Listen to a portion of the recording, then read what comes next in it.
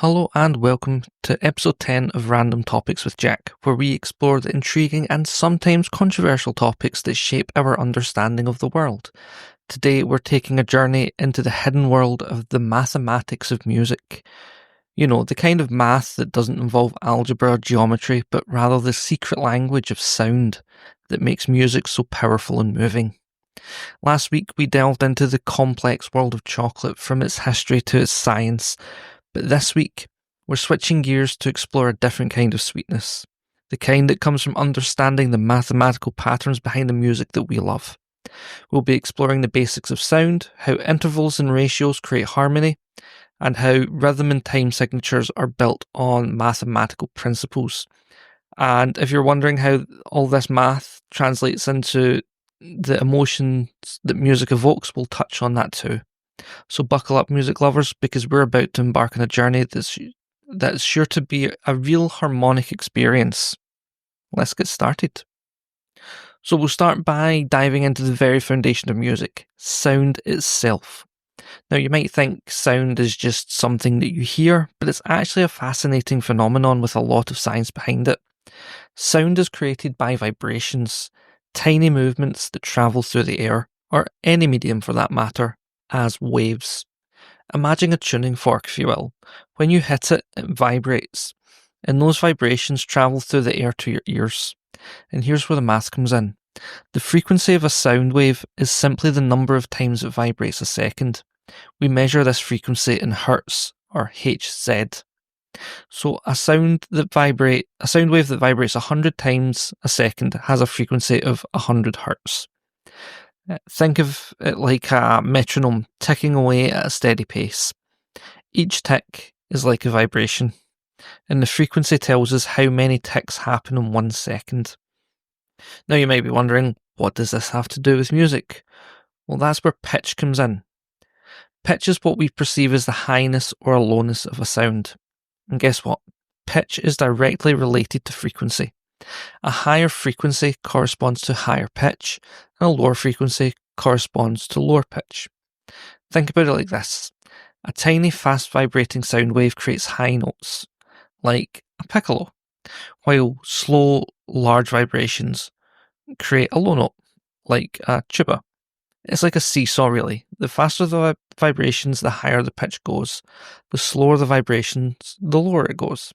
So next time you hear a beautiful melody, remember that you're actually listening to a symphony of frequencies, each one contributing to the overall sound and emotion of the music.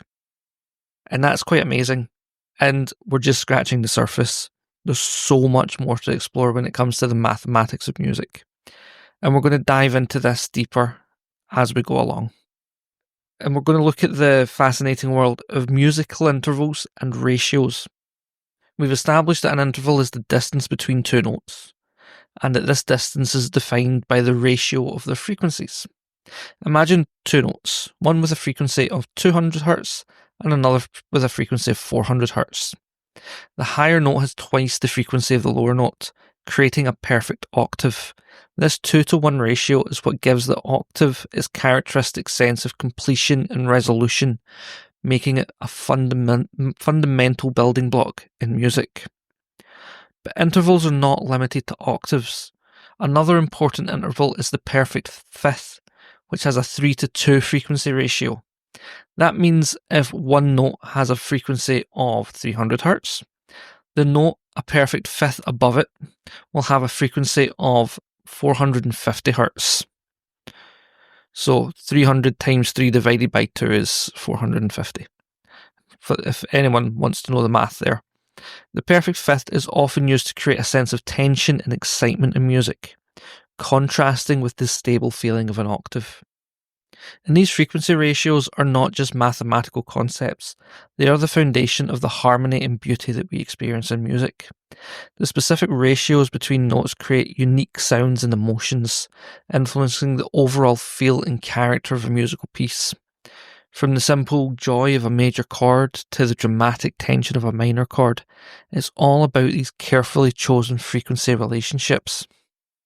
And talking about chords, they are combinations of 3 or more notes played simultaneously. They add depth and harmony to music, creating a sense of richness and complexity. Just as scales provide the framework for melodies, which we will cover in a minute, chords provide the foundation for harmonies.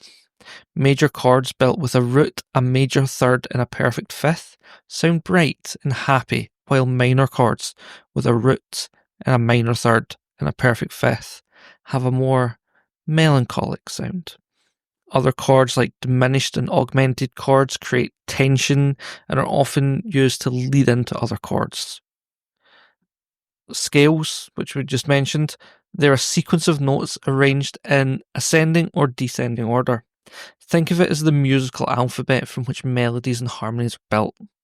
Imagine a ladder with rungs, each rung representing a note in the scale. The specific arrangement of these notes determines the character and sound of the scale. There are many different types of scales, each with its own unique flavour.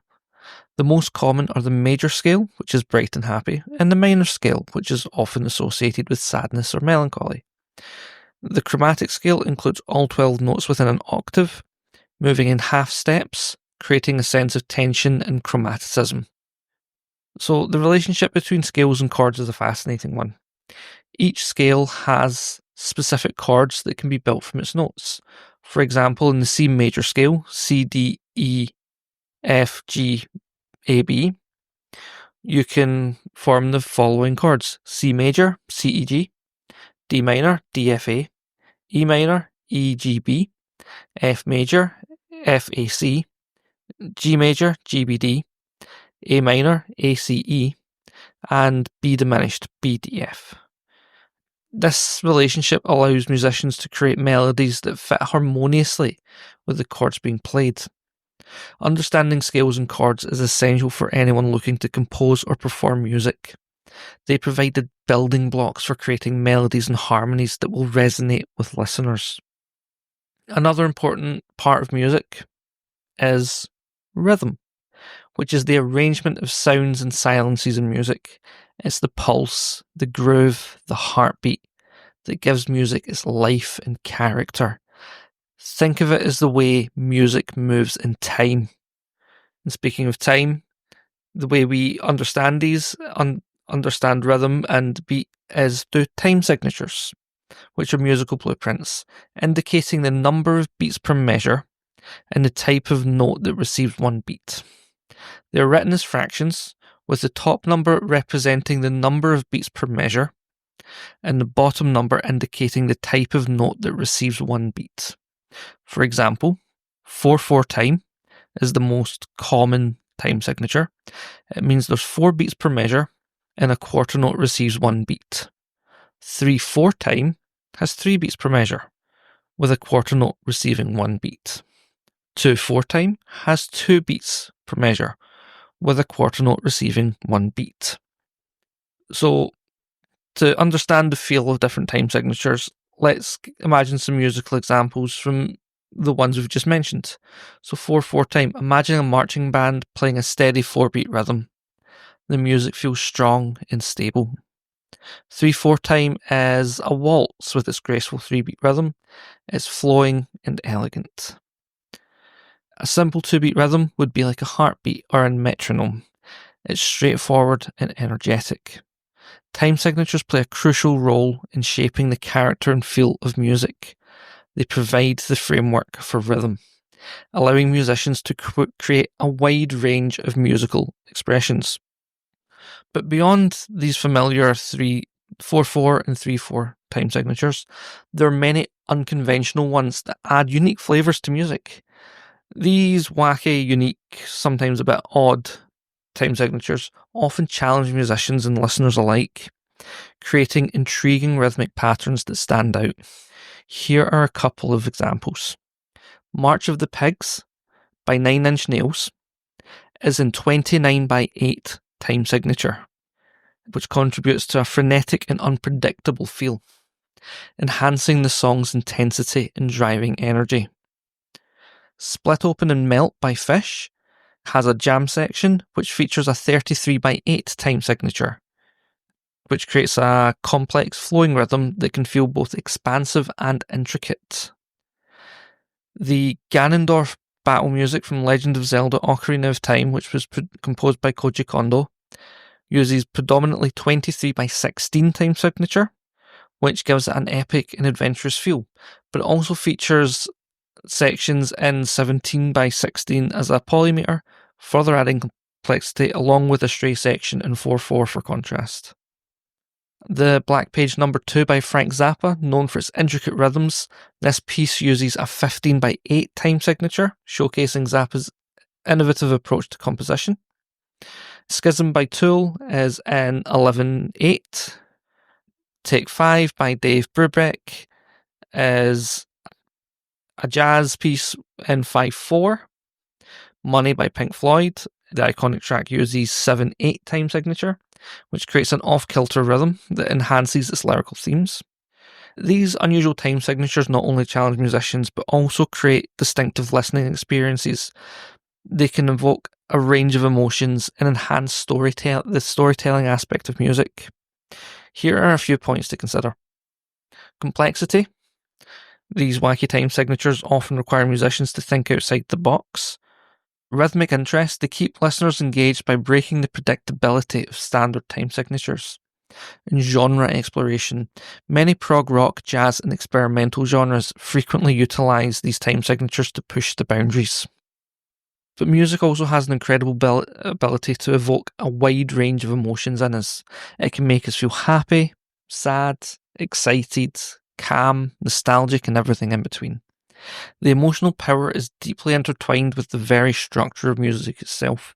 The arrangements of notes, rhythms, and harmonies creates patterns that our brains recognize and respond to. These patterns can trigger specific emotional responses. For example, as we've touched on, major scales are often associated with happiness and joy, while minor scales can invoke sadness or melancholy. The tempo of a piece can also play a significant role in how we feel.